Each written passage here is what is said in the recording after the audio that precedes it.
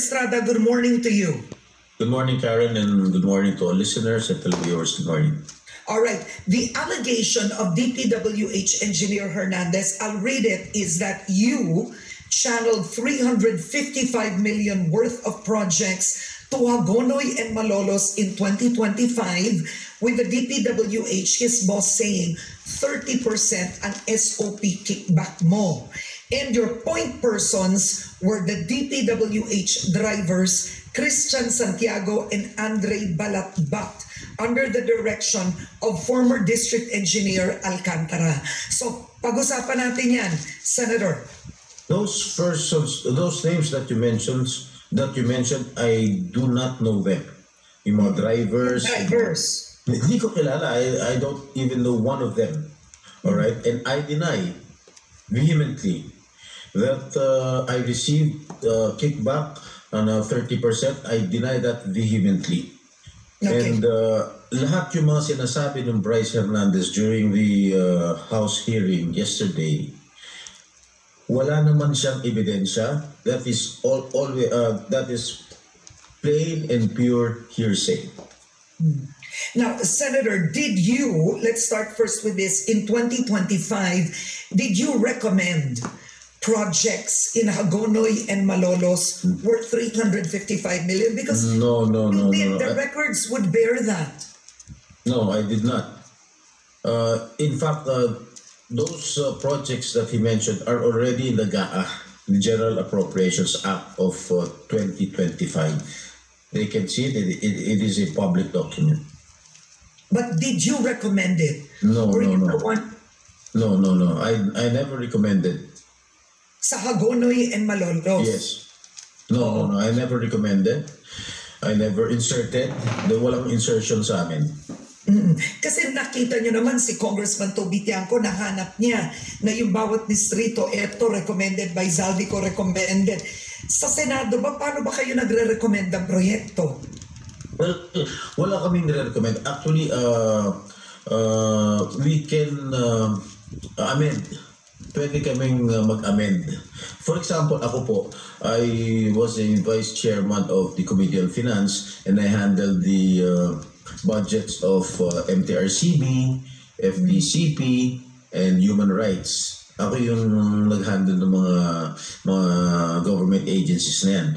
So yung FDCP, halimbawa, they needed 10 million pesos para sa, or 20 million pesos para sa archives, para magkaroon sila ng archives ng mga lumang pelikula natin. So I recommended to the Finance Committee na dagdagan ng budget ng FDCP. Ganun lang naman yan. Okay. Now, clearly, you know District Engineer Henry Alcantara, right? You have photos with him. Yes. Number one, on your birthday in Soler, was he invited? First of all, the picture that was shown in public was not on my birthday. Eto, he was we're showing now on screen, yung naka-selfie kayong dalawa. Birthday mo ba to, sir? Sir, hindi ko nakikita eh. Okay, all right. Was I wearing a red jacket? Yes, a red jacket. Okay, that was not on my birthday because nung birthday ko, my 60th birthday, nakasuit ako. Okay? I remember vividly, I was wearing a suit, not a red jacket. So, kailan po ito, Senator? Do you remember? Well, sa dami ng mga events, I cannot recall. Maybe pwedeng victory party ko yan, pwedeng oath-taking ko yan nung when I just won as a senator. But be that as it may. Senator, why would the DPWH District Engineer... I invited, alam mo naman tayo mga Pilipino, mahilig tayo sa mga sabit. No? Siguro kilala niyo yung mga ibang kaibigan ko, siguro sumabit siya, and I don't even know him, and gusto magpa-picture sa akin, wala naman akong tinatanggihan pag meron gusto magpa-picture taking sa akin. Alam naman, tanungin ko siya, sino ka? Drug lord ka ba? Gambling lord ka ba? I wouldn't have asked those questions, di ba? Okay. Remember, we are public figures. Kahit sino pwede magpakuha ng picture sa atin. There's another photo that was shown in Congress. Nakabarong ka doon, I believe, and Alcantara was beside you. Can we show that photo? I think I saw that I cannot see it on the Yeah, screen. oo. I think kasama dyan si Secretary Laguesma. Yes. Am I correct? Yes, yes. Because I saw that yesterday. No, I think that was my oath taking wherein I invited some of our cabinet officials. But once again, the district engineer is there. For somebody you don't know, why would he be in your oath taking or a victory party? You get me? Yeah. Why would the level of a district engineer be there and him specifically? Maybe he was accompanied by the former city engineer of Manila when my father was mayor, si Engineer Robert Bernardo. Maybe Engineer Bernard tagged him along because I heard that he was the deputy city engineer, the assistant city engineer of the city of Manila when my father was mayor of Manila. Okay, because Hernandez claims that it is Alcantara who directly coordinates with politicians. So it's Alcantara who, if this bears any weight, will coordinate with you or Joel Villanueva. Parang ganun yun eh. Because he's the boss. Boss Hernandez Alcantara. When asked by certain congressmen yesterday during the hearing, I think si Congressman Adio or Congressman Joel Chu asked him if indeed it was true that he was talking to politicians, namely myself and Senator Joel Villanueva. District Engineer Alcantara denied it because I never had any dealings with them. My God, maybe alam mo Karen, wag sana nilang ilihis ang issue. Just to save his skin, ang totoong issue rito ang mga ghost projects, ang korupsyon na nangyayari sa DPWH. Huwag nilang ilihis ang issue.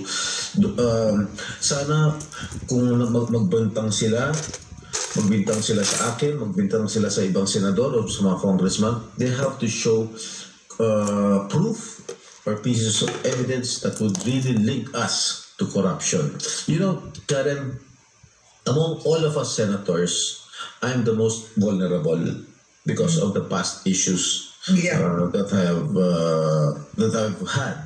No, but please naman, it is unfair for me to connect my past issues to today. Alam mo, marami nang nagwa-warning sa akin.